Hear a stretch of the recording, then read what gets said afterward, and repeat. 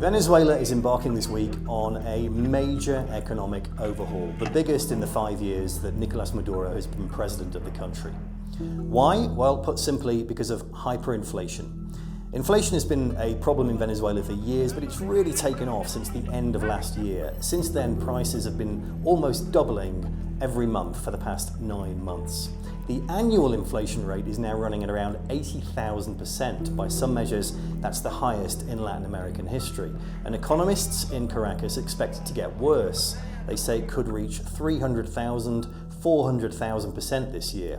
So what's the government doing about it? Well, Nicolás Maduro has announced a series of drastic measures.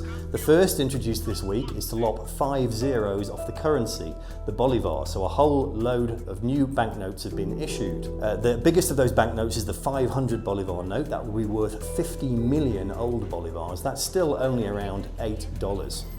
Now, this should make things slightly easier for Venezuelans in practical terms. They won't have to carry big bags of cash around with them in the way that they have in the past. But as economists have pointed out, lopping 5 zeros off the currency won't actually halt hyperinflation. And just to confuse matters, the new notes and the old notes will actually run in parallel for a while until the old notes are finally phased out.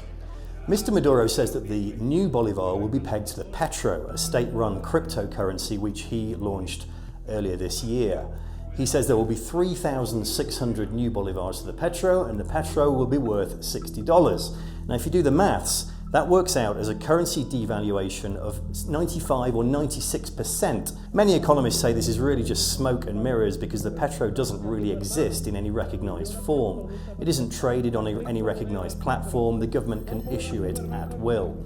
As one analyst said last week, Mr. Maduro has chosen to peg the new bolívar to the petro, but he might as well have chosen to peg it to unicorns. It's that fanciful.